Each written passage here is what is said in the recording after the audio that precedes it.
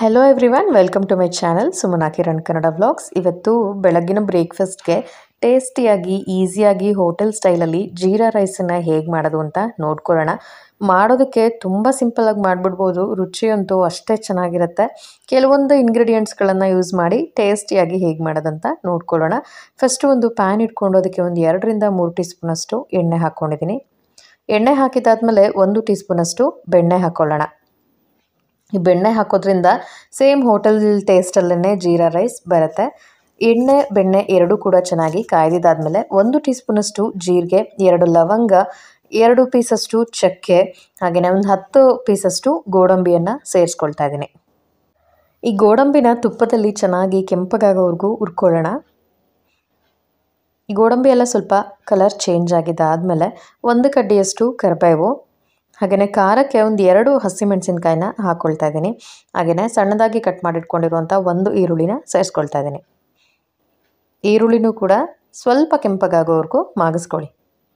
ತುಂಬ ಮೆತ್ತಗಾಗೋವರೆಗೂ ಮಾಗಿಸ್ಬಾರ್ದು, ಅದರ ಕ್ರಂಚಿನೆಸ್ ಹಾಗೆ ಇರೋ ಹಾಗೆ ಸ್ವಲ್ಪ 1 ನಿಮಿಷದವರೆಗೂ ಮಾಗಿಸ್ಕೊಂಡ್ರೆ ಸಾಕಾಗುತ್ತೆ. ನೋಡಿ, ಇವಾಗ ಒಗ್ಗರಣೆ ರೆಡಿಯಾಗಿದೆ.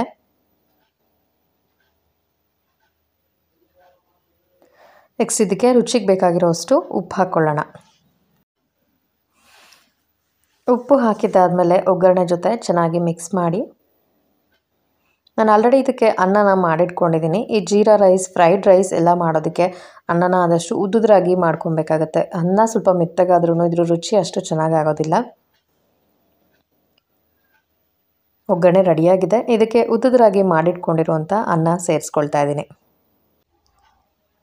ಈ ಜೀರಾ ರೈಸ್ಗೆ ಎಣ್ಣೆ ಜೊತೆಗೆ ಬೆಣ್ಣೆ ಹಾಕೋದ್ರಿಂದ ಸೇಮ್ ಹೋಟೆಲ್ ಸ್ಟೈಲಲ್ಲೇ ಜೀರಾ ರೈಸ್ ಬರುತ್ತೆ. ತುಂಬಾ ರುಚಿಯಾಗಿರುತ್ತೆ.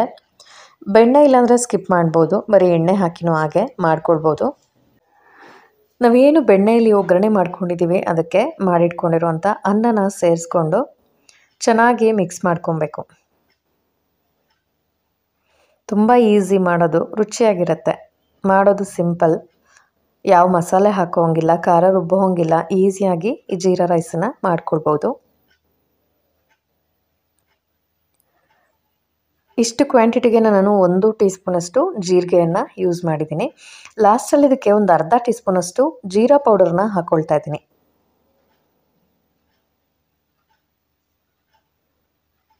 ಈ ಜೀರಾ ರೈಸ್ಗೆ ಜೀರಾ ಪುಡಿಯನ್ನು, ಜೀರಾ ಪೌಡರ್ ಏನಿರುತ್ತೆ ಅದನ್ನು ಹಾಕಿದ್ರೇ ಅದರ ಫ್ಲೇವರ್ ತುಂಬ ಚೆನ್ನಾಗಿ ಆಗೋದು. ಜೀರಾ ಪೌಡರ್ ಹಾಕಿದ್ದಾದಮೇಲೆ ಸಣ್ಣದಾಗಿ ಕಟ್ ಮಾಡಿಟ್ಕೊಂಡಿರುವಂಥ ಕೊತ್ತಂಬರಿ ಸೊಪ್ಪನ್ನು ಸೇರಿಸ್ಕೊಂಡು ಎಗೇನ್ ಚೆನ್ನಾಗಿ ಮಿಕ್ಸ್ ಮಾಡಿಕೊಂಡ್ರೆ ಟೇಸ್ಟಿಯಾಗಿರುವಂಥ ಜೀರಾ ರೈಸ್ ರೆಡಿಯಾಗುತ್ತೆ. ತುಂಬ ಈಸಿ ಮಾಡೋದು. ಮಾರ್ನಿಂಗ್ ಬ್ರೇಕ್ಫಾಸ್ಟ್ಗೆ, ನೈಟ್ ಊಟಕ್ಕೆ ಎಲ್ಲ ಮಾಡ್ಕೊಳ್ಳೋದಕ್ಕೆ ತುಂಬಾ ರುಚಿಯಾಗಿರುತ್ತೆ. ಒಂದು ಸಲ ಟ್ರೈ ಮಾಡಿ ನೋಡಿ. ಈ ವಿಡಿಯೋ ಹಾಗೆ ಈ ರೆಸಿಪಿ ನಿಮಗೆಲ್ಲರಿಗೂ ಇಷ್ಟ ಆಯಿತು ಅಂದ್ಕೋತೀನಿ. ಇಷ್ಟ ಆಗಿದ್ದರೆ ಲೈಕ್ ಮಾಡಿ, ಶೇರ್ ಮಾಡಿ, ಕಮೆಂಟ್ ಮಾಡಿ. ಹಾಗೆ ಇನ್ನು ನನ್ನ ಚಾನಲ್ಗೆ ಯಾರೆಲ್ಲ ಸಬ್ಸ್ಕ್ರೈಬ್ ಆಗಿಲ್ಲ ಮರಿದೇನೆ ಸಬ್ಸ್ಕ್ರೈಬ್ ಮಾಡಿಕೊಂಡು ಸಪೋರ್ಟ್ ಮಾಡಿ. Thank you.